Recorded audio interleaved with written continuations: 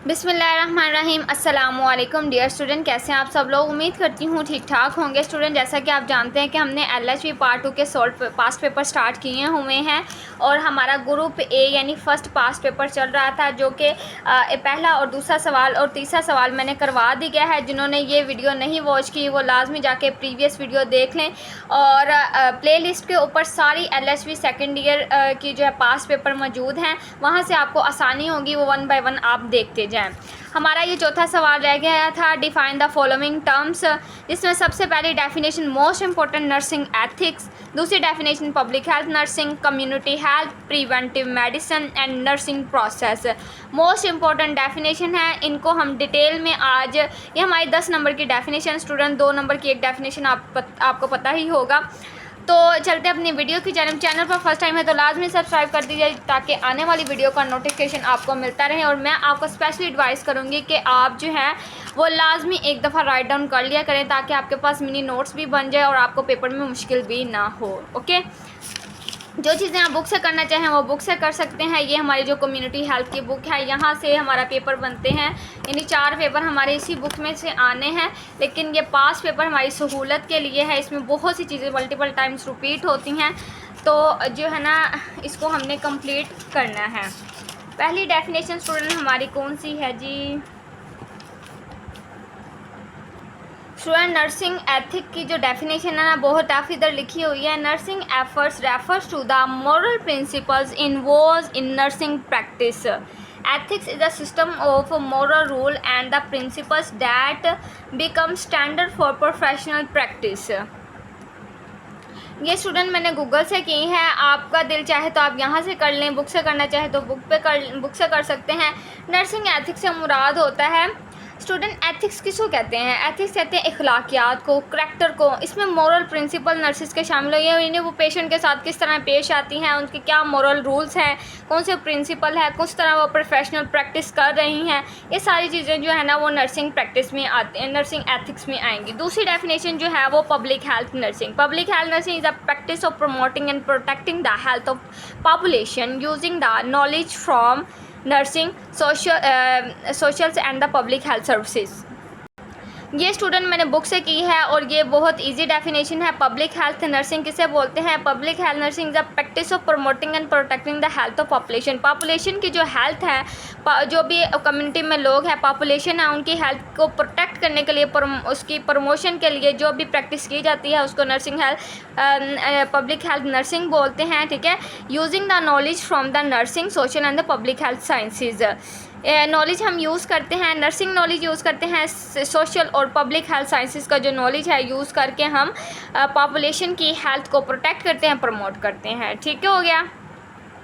इसमें स्टूडेंट आपकी चॉइस है, आप इसके प्रिंसिपल्स भी लिख सकते हैं। प्रिंसिपल पब्लिक हेल्थ नर्सिंग में असेसमेंट, प्लानिंग, डायग्नोज, इम्प्लीमेंटेशंस, एवेल्यूएशंस। ये लॉन्ग सवाल भी है तो ये आप पॉइंट लाजमी याद कर लीजिएगा। आप इस तरह पूरा सवाल करेंगे तो इंशाल्लाह आपको कंप्लीट नंबर मिलेंगे। ओके जी स्टूडेंट, हमारी तीसरी डेफिनेशन है community health. Community health refers to the health status, wellbeing and the health care of the specific geographic area और द पॉपुलेशन ग्रुप।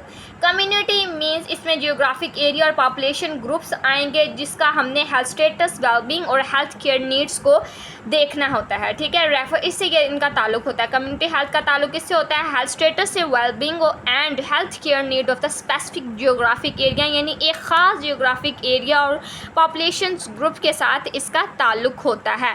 इसके अलावा आप इसके की पॉइंट भी लिख सकते हैं। ये जो हमारी कम्युनिटी हेल्थ है इसके अंदर जो है वो वाटर सप्लाई इसकी अवेलेबिलिटी होना ज़रूरी है, एडुकेट फूड की अवेलेबिलिटी होना ज़रूरी है, वर्किंग कंडीशंस सेटिस्फाई होनी चाहिए। इसके अलावा रिफ्यूज़ की डिस्पोजेबल वो सेटिस्फाई होना चाहिए, यानी जो भी हमारा गंद कूड़ा करकट है ना उसको सेटिस्फैक्टरी तरीके से डिस्पोज आउट किया जाए। And health services are available, यानी जो भी हेल्थ सर्विसेज होती हैं ना, यानी हॉस्पिटल या मेडिकेशन, कोई भी सर्विसेज है हेल्थ से रिलेटेड वो अवेलेबल होना बहुत ज़रूरी है। ये हमारी कम्युनिटी हेल्थ के जो है वो की पॉइंट है।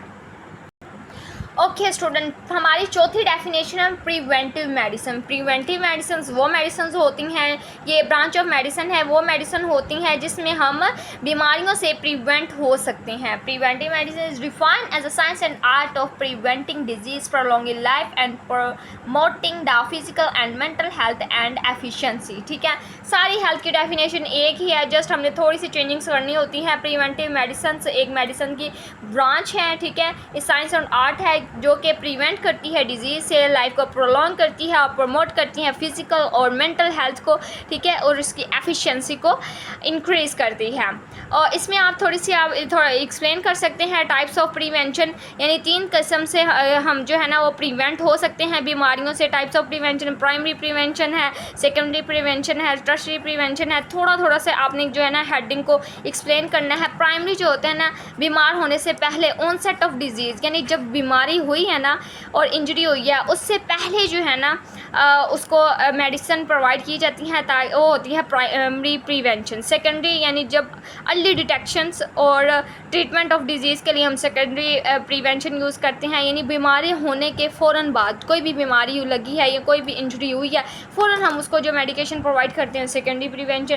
टर्शियरी प्रिवेंशन में जो है वो आ जाता है टर्शियरी प्रिवेंशन स्टूडेंट, ये बीमारी के फ़ौरन बाद नहीं, यानी उससे बीमारी के कुछ देर बाद जो है ना इसकी हम प्रिवेंशन यूज़ करते हैं ताकि पेशेंट की रिहैबिलिटेशन यानी दोबारा से सेहत की बहाली हो सके, उसको सपोर्ट करना, ठीक है, डिजीज़ को मैनेज करना, सर्विसेज प्रोवाइड करना, ये टर्शियरी प्रिवेंशन एफर्ट्स में आएगा। ओके, अब हमारी जो 5वीं डेफिनेशन है वो है nursing process. Most important definition, nursing process generally is defined as systematic problem solving approach for giving the individualized comprehensive nursing care.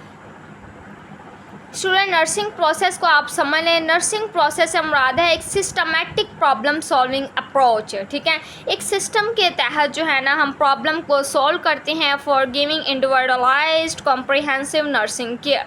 Comprehensive यानी बहुत ही पेचीदा nursing care, step by step process के ज़रिए उसको केयर प्रोवाइड करना जो है वो नर्सिंग प्रोसेस कहलाता है। इंशाल्लाह नेक्स्ट वीडियो में ग्रुप बी पेपर हम स्टार्ट करेंगे और ये आप देख सकते हैं कि मोस्ट इंपॉर्टेंट डेफिनेशन और सवाल यहाँ पे मेंशन हो चुके हैं। इंशाल्लाह नेक्स्ट वीडियो में आपके साथ डिटेल से ये वीडियो बनाई जाएगी और लाजमी इस वीडियो को कंप्लीट वॉच कीजिए और चैनल को लाजमी सब्सक्राइब कर दें ताकि आने वाली वीडियो का नोटिफिकेशन आपको मिलता रहे। और पर्सनली मैं आपको ये एडवाइस करूँगी कि जो भी सवाल आप याद करें, जो भी डेफिनेशन आपको मुश्किल लगें, जो भी मैं आपको पढ़ाऊँ तो लाजमी कॉपी पर राइट डाउन कर लिया करें, एक दफ़ा हाथ से आप प्रैक्टिस कर लिया करें ताकि स्पेलिंग मिस्टेक भी आपकी रिकवर हो सकें और इसके अलावा एग्ज़ाम तक आपकी तैयारी भी अच्छी हो जाए। Thank you so much for watching my video.